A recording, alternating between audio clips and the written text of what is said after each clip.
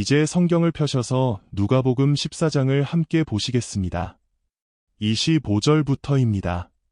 수많은 무리가 함께 갈새 예수께서 돌이키사 이르시되, 여러분, 여기 플로리다에 있는 이곳에도 수많은 무리가 모였습니다. 오늘 밤은 평소보다 조금 쌀쌀하지만 많은 분들이 두툼한 외투를 입고 이 자리에 함께 하셨습니다. 내일은 날씨가 따뜻해질 거라 하니 기대가 됩니다. 이곳에 3만 5천 명이 넘는 분들이 함께 하셨습니다.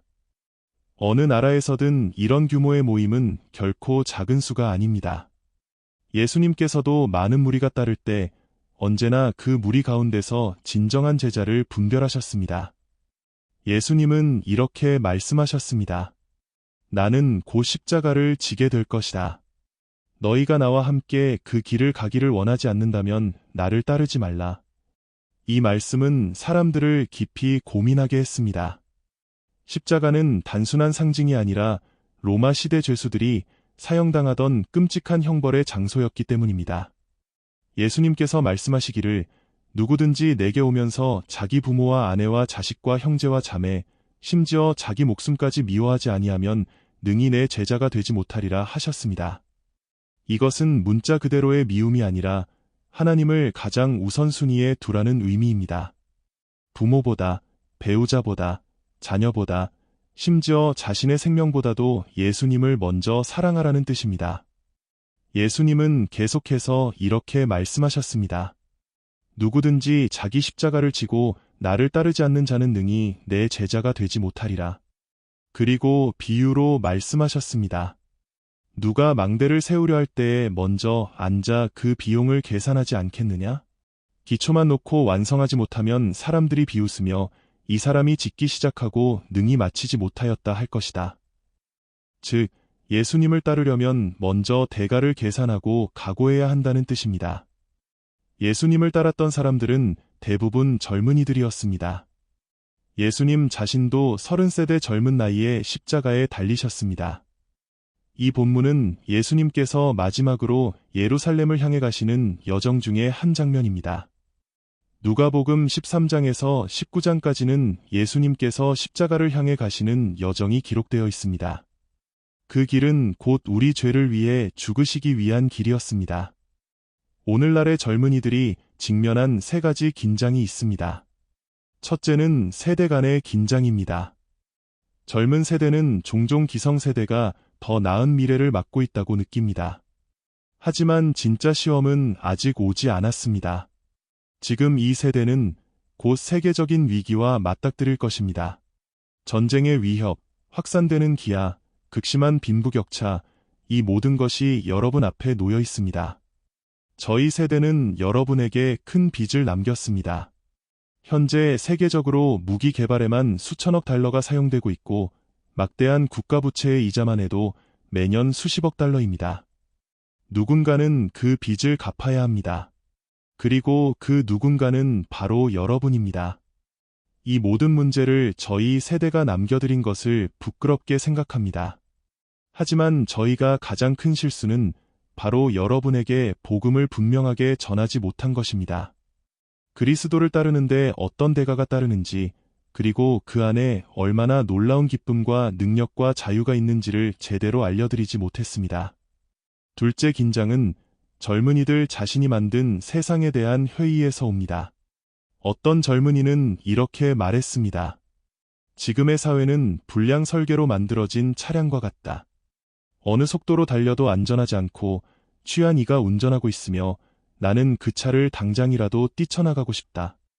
그들은 이 세상이 가는 방향 자체를 거부하고 있습니다. 이 길 끝에는 충돌이 있기 때문입니다. 그러나 차에서 뛰어내린 후 어디로 갈 것인지 준비되지 않은 상태입니다. 셋째 긴장은 느긋하게 살아라는 태도입니다. 도덕적 기준이 흔들릴 때 사람들은 말합니다. 괜찮아, 느긋하게 생각해. 죄가 심각하게 느껴지지 않고 문제에 직면했을 때 책임지기보다 회피하려 합니다. 하지만 이렇게 살면 결국 삶은 더 큰 혼란 속으로 들어가게 됩니다. 여러분, 저희 세대도 유혹이 많았습니다. 때로는 다 포기하고 싶었습니다. 하지만 우리는 직장을 지켰고 전쟁터에서 싸웠으며 가정을 책임졌습니다. 완벽하진 않았지만 헌신이라는 가치를 붙들었습니다. 오늘날 우리가 느끼는 문제는 바로 헌신의 부재입니다. 많은 젊은이들이 인생의 방향에 대해 어떤 확신도, 신념도, 믿음도 없이 그저 떠돌고 있습니다. 오늘 저는 여러분에게 주 예수 그리스도께 헌신하라고 간청합니다. 대가를 계산하고 모든 것을 주께 드리십시오.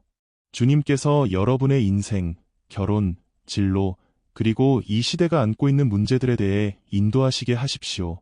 지금 우리는 커다란 세계적 격변을 앞두고 있습니다.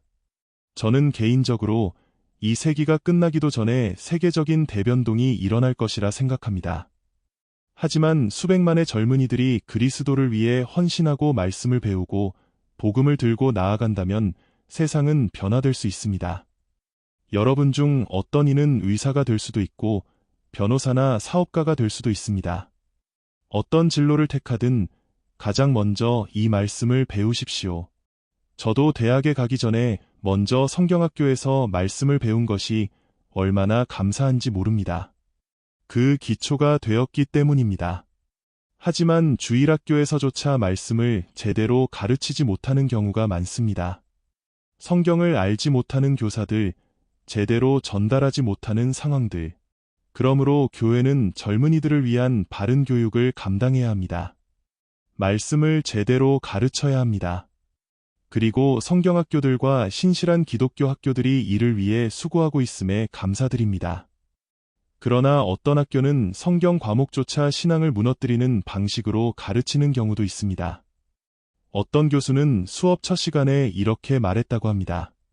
나는 성경을 믿지 않습니다. 그리고 내가 해야 할 일은 여러분이 이 책이 사실이 아님을 깨닫게 하는 것입니다. 이렇게 많은 젊은이들이 신앙을 잃는 것입니다. 그래서 더욱 교회가, 부모가 바른 진리를 가르쳐야 합니다. 젊은이들이 그리스도께 나아가는데 세 가지 장애물이 있습니다. 첫째는 지적인 문제입니다. 하지만 오늘날에는 오히려 과학이 하나님의 존재를 증명하는 방향으로 가고 있습니다. 오히려 더 큰 문제는 예수 그리스도가 누구이신지를 결정하는 것입니다. 그는 살아계신 하나님의 아들이신가? 모든 진리, 도덕, 심리, 영적 진리를 담고 계신 분인가? 예수님은 참이신가? 아니면 미치광이인가? 이 결정은 여러분이 직접 내려야 합니다. 믿음으로 예수님을 나의 구세주로 받아들일 때 우리의 삶은 변화됩니다. 둘째는 도덕적인 문제입니다. 예수님은 우리 삶의 주인이 되셔야 하며 여러분은 죄를 끊고 순종해야 합니다. 거짓말을 그치고 순결하게 살아야 하며 학업에 정직해야 합니다. 하나님의 기준은 변하지 않았습니다. 아무리 세상이 타락해도 하나님은 어제나 오늘이나 동일하십니다. 성적인 유혹이 강하게 밀려옵니다. 그러나 성은 하나님이 주신 선물이기에 하나님 안에서만 건강하게 지킬 수 있습니다. 오직 그리스도 안에 있을 때에만 우리는 거룩하게 살아갈 수 있습니다. 셋째는 감정적인 문제입니다. 우리는 지성과 의지와 감정으로 이루어져 있습니다. 그리스도는 우리의 진로, 결혼, 우정, 삶 전체의 주인이 되셔야 합니다. 눈물이 없어도 괜찮습니다. 웃지 않아도 괜찮습니다. 하지만 그 십자가를 깊이 바라본다면 하나님의 사랑 앞에 마음이 움직이지 않을 수는 없습니다. 하나님께서는 여러분에게 세 가지 부르심을 하십니다. 첫째, 예수 그리스도 자신에게로 부르십니다. 오라 우리가 서로 변론하자. 너희 죄가 주홍 같을지라도 흰눈같이 되리라. 교회나 가족이 아니라 한 인격이신 그리스도께로 오라는 부르심입니다.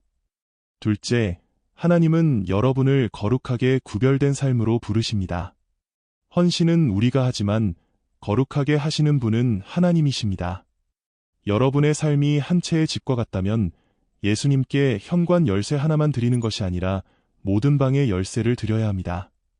교육, 사업, 연애, 결혼, 미래, 모든 영역에서 주님이 주인이 되셔야 합니다. 셋째, 하나님은 여러분을 훈련과 사명으로 부르십니다. 주여, 원하시는 곳으로 보내소서. 내가 되길 원하시는 자가 되겠습니다. 그렇게 응답하는 젊은이들을 주님은 필요로 하십니다. 의사, 간호사, 사업가, 정치가, 그리스도의 군사로 부르심에 응답하십시오. 이제 여러분에게 결단을 요청합니다. 믿음으로 주님께 나아오십시오. 주님께 열쇠를 다 드리십시오. 오늘 이 자리에서 나는 그리스도를 따르겠습니다. 어떤 대가든 감당하겠습니다. 라고 고백하십시오. 함께 온 친구나 가족이 있다면 함께 나오십시오. 버스로 오셨다면 기다릴 것입니다. 함께 기도하고 말씀 나누고 다시 돌아가실 수 있습니다. 하지만 이 밤을 그냥 보내지 마십시오. 성경은 말합니다. 자주 책망을 받으면서도 목이 곧은 사람은 갑자기 패망을 당하며 피하지 못하리라. 이 밤 여러분에게 가장 가까이 하나님 나라가 임한 시간일 수 있습니다. 지금이 바로 그 시간입니다. 그리고 지금 보고 계신 분들, 여러분이 있는 곳에서 바로 결단하십시오. 그리고 다음 주일에는 꼭 교회에 나가십시오.